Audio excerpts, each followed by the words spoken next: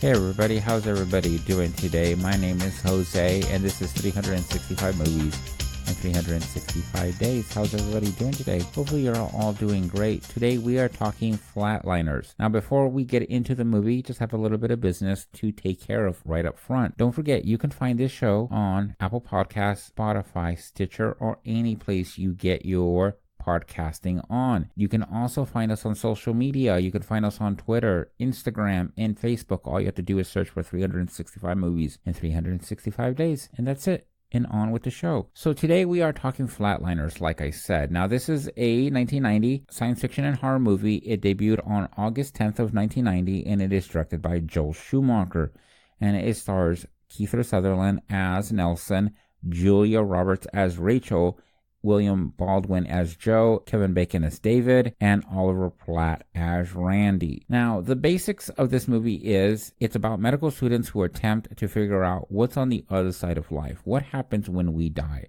Is it just that we're done? That's it? We're just, fertilizer for the earth? Or is there an afterlife? I think this is something that science and religion have been trying to figure out for a very long time because honestly, nobody knows. Nobody who you can really say is credible knows. Nobody on religion or nobody in science can for 100% say, yep, this is what's going to happen. We all have our theories, we all have our questions, but none of us really have answers to what's going to happen. And so that's what this movie is really at its heart all about. It tries to answer some of those questions. But does it succeed?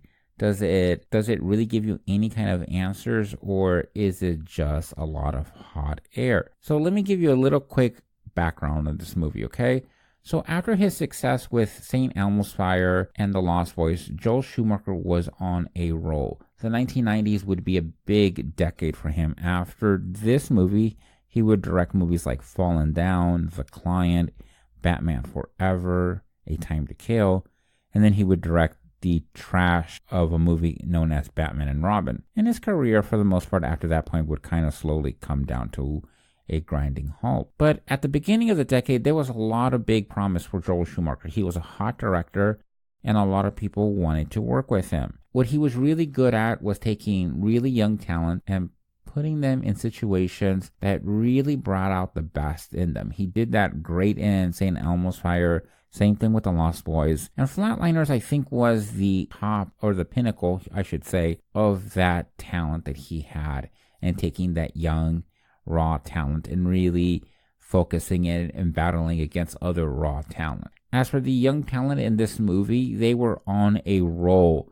You had Julia Roberts. She was in Pretty Woman also in 1990. Sutherland was in Young Guns 2. You had Keven Bacon. He was in Tremors. David Baldwin. Where the hell did that come from? William Baldwin was in Internal Affairs, which was with Andy Garcia, and that was a great movie. The only one who really wasn't on a roll just yet was Oliver Platt, and he was still a very young and super upcoming actor. He wouldn't really start to really go on his own for a few more years. Now, the movie is pretty basic. Look, if you've never seen Flatliners, nothing that I'm about to talk about should dissuade you whether you should see it or not. Look, my general feeling on all movies is that you should see them. Whether they're good or whether they're bad, you should always go see a movie on your own and have you make up your mind. Do you think it's a bad movie? Don't count on people like me to tell you whether you should be watching a movie or not. That's not my role here. My role here isn't to tell you whether Flatliners is a good or a bad movie. My job is just for me to ramble on. And maybe you'll take some piece of that and say, well, maybe I won't watch it right away. Maybe I'll hold off for another while. Or maybe you'll say, okay, I got to see this right away. I got to see what the hell this guy is talking about.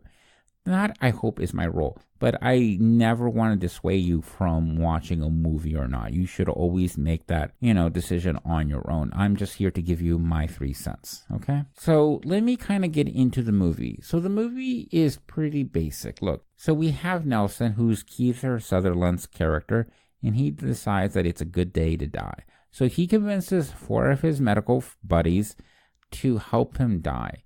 And he ends up going under, basically flatlining, as they call it, by the kids these days, for a minute. And he sees a vision while he's in the afterlife, I guess you could call it.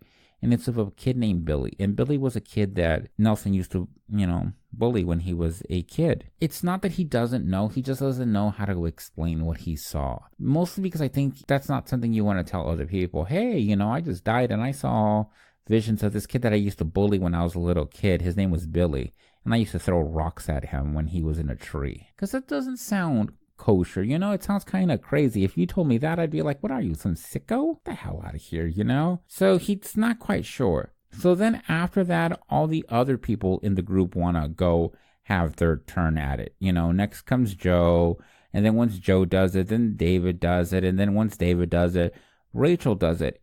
And when each one of them comes back from taking their turns of dying, bring back something. So Joe, who's set to be married, has all these visions of all the affairs that he's had, and he videotapes them. So everywhere he's going, because the visions are starting to bleed into the real world, he sees, as where David's character, he sees this woman named Winnie. Winnie was a woman that when he was a child, he used to bully. So he sees Winnie as a child and starts taunting him.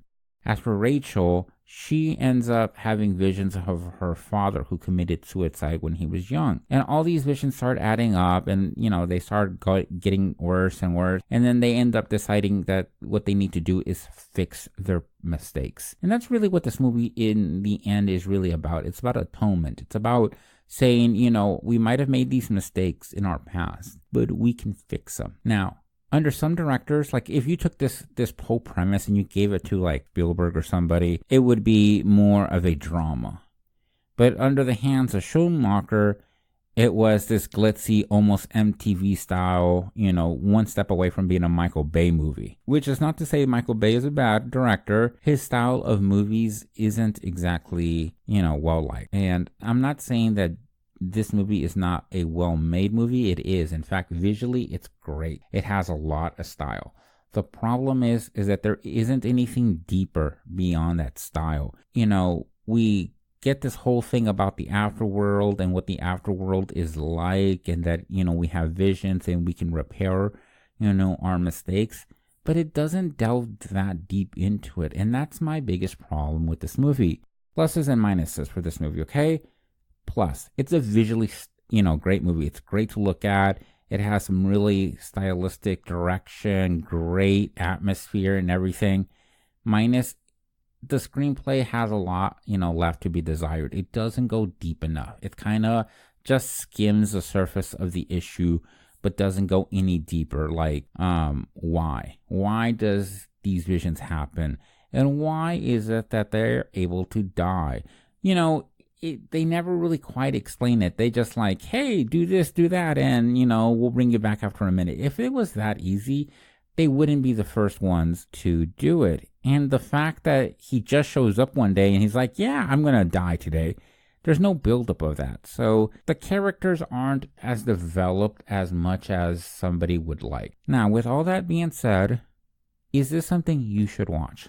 Look, if you've never seen Flatliners, you should see it for 3 reasons, okay? I'm going to give you 3 reasons why you should watch it. Reason number 1 is it has a lot of great stars. This isn't a star-driven movie, and it stars at their early peak. This is before some of these guys and girls would, really dominate Hollywood, and they are all great at what they're doing, at their craft. That's reason number 1. Reason number 2, it is entertainment. Look, turn off that part in your head that says that this is ridiculous and that scientifically it's a bunch of bullshit.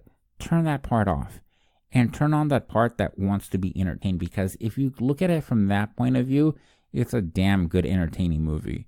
And reason number 3 why you should watch it, well, I can't come up with 3 reasons. Those are it. Those are my 2 reasons. It's entertaining and it's young actors at the beginning of their careers. Why should you not watch this movie? I can't really think of any reason why you shouldn't watch it. I say watch it. It's fun. And, in the end, isn't that what movies are supposed to be like? Yes, it could have gone deeper. It could have had more depth, and the screenplay could have been much better. But for what we have, it's not that bad. I really recommend Flatliners. Like I said, my place here isn't to tell you what you should and shouldn't watch. It's to tell you what I thought of the movie. And I liked it. I enjoyed it. It's not great cinema. It's not going to be, some award winner ever. It's not going to be in the National Film Registry or anything like that. It's just a fun movie. And sometimes we just got to have fun.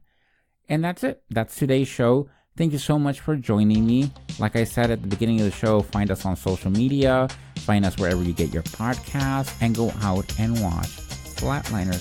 Thank you so much and have a great day.